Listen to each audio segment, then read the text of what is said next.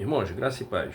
Para quem não me conhece, eu sou o professor Ney, sou administrador desse perfil, entre muitos Pela graça de Deus também fui professor de teologia por mais de 10 anos. Sou também fundador e diretor de uma faculdade de teologia e hoje eu estou aqui para compartilhar uma mensagem com vocês. Essa mensagem Deus me deu enquanto eu estava descansando nessa madrugada, e Deus me deu um texto e uma mensagem. E eu entendo que o objetivo é para passar adiante. Deus, quando nos dá algo, não é somente para nós, mas também para que possamos abençoar outros. Então, por esse motivo, eu estou aqui para compartilhar uma mensagem cujo tema é: você precisa suportar o processo, o tema da mensagem.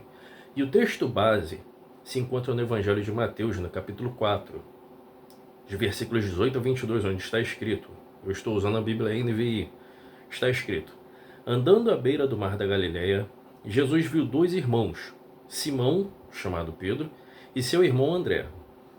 Eles estavam lançando redes ao mar, pois eram pescadores. E disse Jesus: sigam-me, e eu os farei pescadores de homens. No mesmo instante, eles deixaram as suas redes e o seguiam. Indo adiante, Jesus viu outros dois irmãos, Tiago, filho de Zebedeu, e João, seu irmão. Eles estavam no barco com seu pai Zebedeu, preparando suas redes. Jesus os chamou, e eles, deixando imediatamente o barco e seu pai, o seguiram.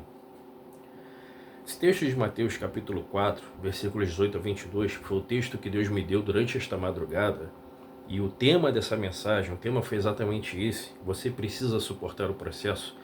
Diz respeito a esses quatro homens que estavam mais um dia de trabalho, né? Eles estavam ali pescando, eles tinham a sua vida, a sua rotina, e era um dia como outro qualquer, né? Não há pelo menos nenhum indício da Bíblia que aquele foi um dia especial, que eles acordaram, né, pensando que seria um dia diferente. Na concepção deles seria somente mais um dia. Até que algo extraordinário aconteceu. Eles tiveram um encontro com o Senhor. O Senhor Jesus foi até eles. Primeiro aos dois irmãos, né, Pedro e André, e chamou eles: olha, me sigam e eu vos farei pescadores de homens. Mais adiante o Senhor encontra aqueles dois irmãos, que foram Tiago e João, e lhes faz a mesma promessa.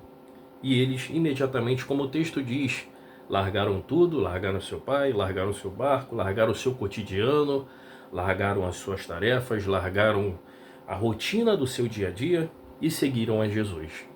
E a partir daquele momento começa um processo, começa uma trajetória, começa uma caminhada na vida desses homens, e onde eles vão deixar de ser simples discípulos para se tornarem apóstolos, colunas da igreja, colunas do cristianismo. Eles eram pescadores que estavam mais um dia prestes a começar a sua labuta, o seu trabalho de pescar, né, obviamente peixes, mas o Senhor tinha algo maior e melhor para eles, onde o Senhor lhes promete: eu lhes farei pescadores de homens, onde eles saem do seu cotidiano, onde eles saem do seu dia a dia para entrarem na história. Quem nunca ouviu falar de Pedro? Quem nunca ouviu falar de João? Quem nunca ouviu falar dos apóstolos? E esses homens se tornaram colunas do cristianismo e da igreja, aqueles que deram continuidade à mensagem do Evangelho após o Senhor ter concluído a sua obra terrena e ter sido levado aos céus. Acontece que esses homens, para chegar ao posto e ao grau que eles alcançaram de serem colunas, de serem apóstolos do Senhor Jesus Cristo, eles tiveram que atravessar todo um processo. Foram aproximadamente 3 anos e meio andando com o Senhor, andando de perto. E durante esses 3 anos e meio, que nos é relatado pela própria Bíblia, pelo Novo Testamento, durante esse período, esses homens tiveram muitos êxitos, tiveram grandes feitos, né? Talvez um dos maiores feitos que eles tenham alcançado, Pedro, por um determinado momento, ele conseguiu andar sobre as águas. João, né, o autor de cartas maravilhosas, inclusive que nos deixou o livro de Apocalipse, que já atravessa séculos e milênios e serve ainda como uma fonte riquíssima de estudo e de conhecimento. Esses homens que tiveram grandes feitos, que realizaram grandes milagres, eles também cometeram erros, eles também tiveram alguns detalhes em sua trajetória, em sua caminhada, que fez com que eles não fossem vistos como verdadeiros heróis, mas em alguns casos até mesmo apontados como, vamos assim dizer, entre aspas, como vilão.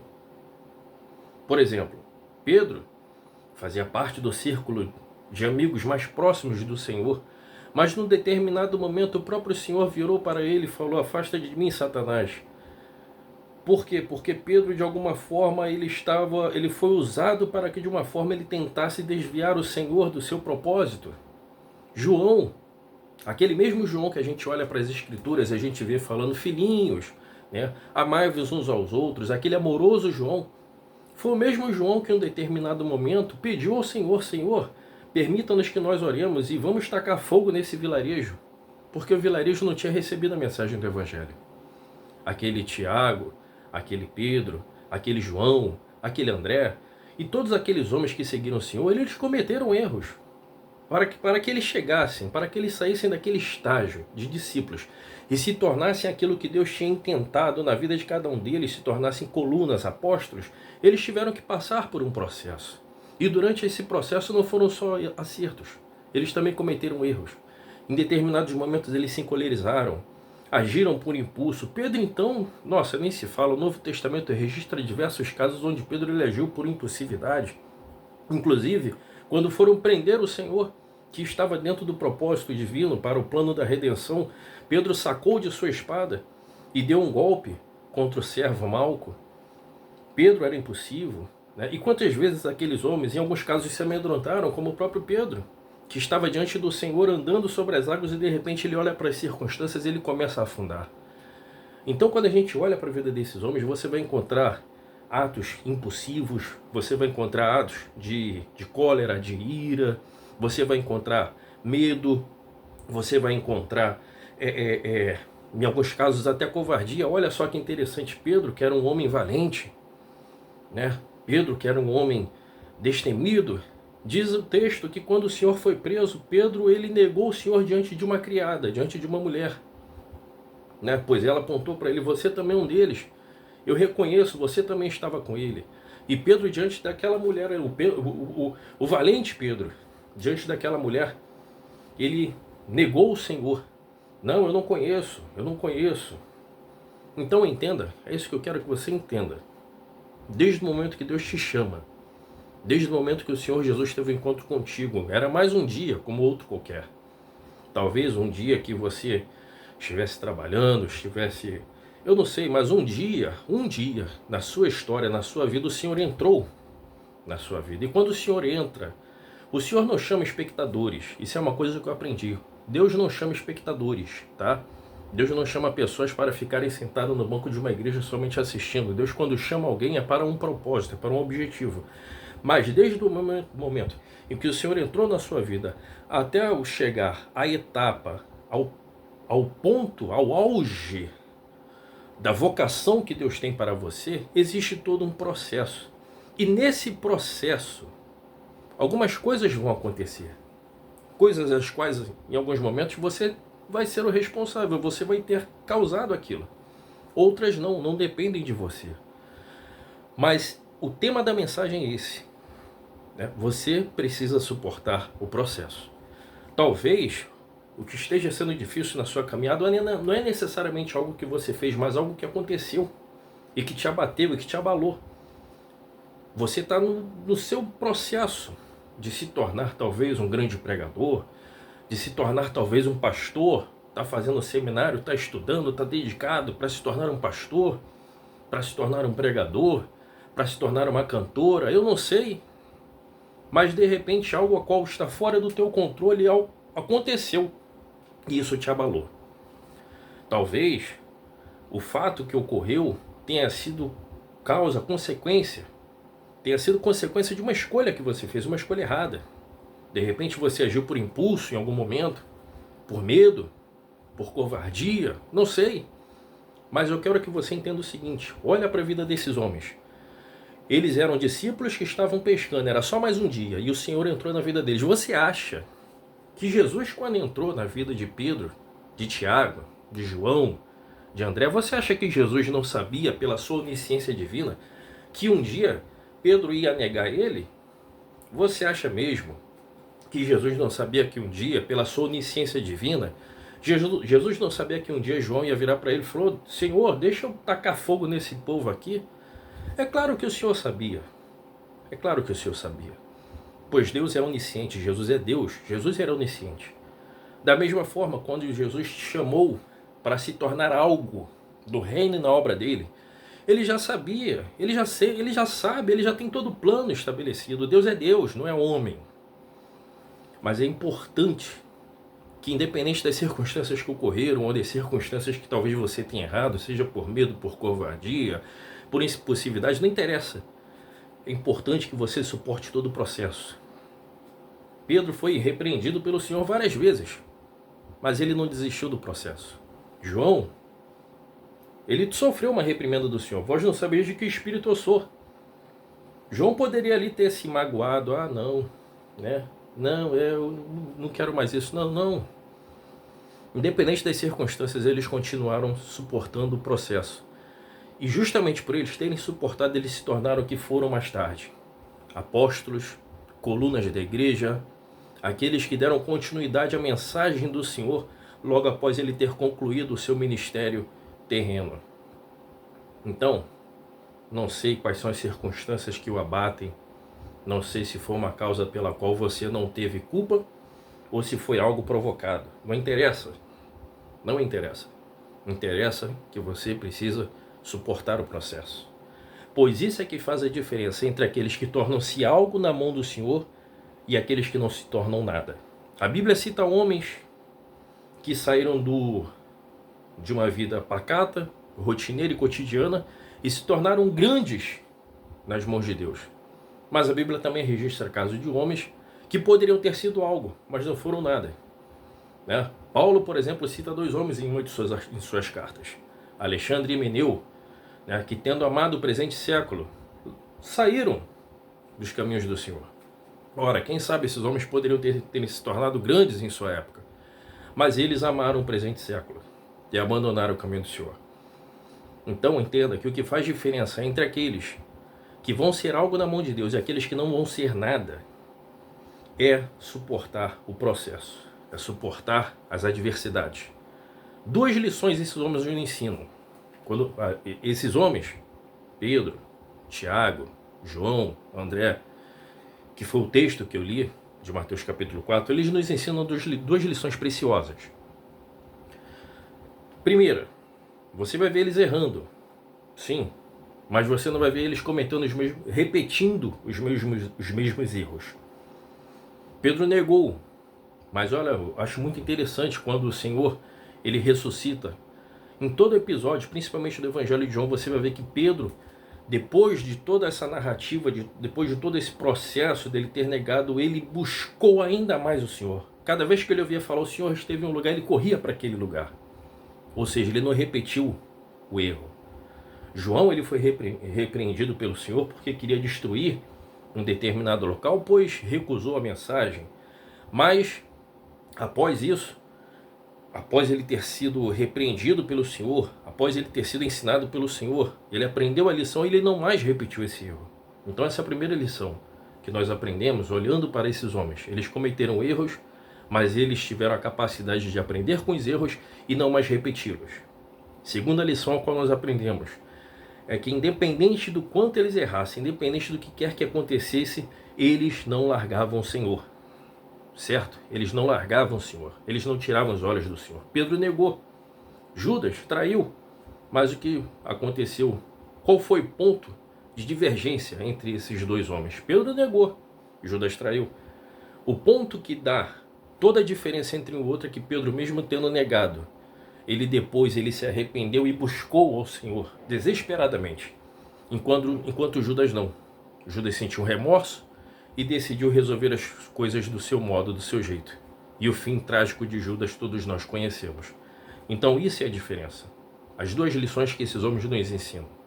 Não repetir, aprender com os erros, aprender com as adversidades, aprender com as circunstâncias para não mais repetir. E segundo, independente do que aconteça, independente do que façam, eles não tiraram seus olhos do Senhor. Eles procuraram sempre estar próximos, perto do Senhor. Agora, essa mensagem, cujo tema é você precisa suportar todo o processo, ela atinge um outro público. Que público é esse? São aqueles que precisam suportar o processo em prol de alguém.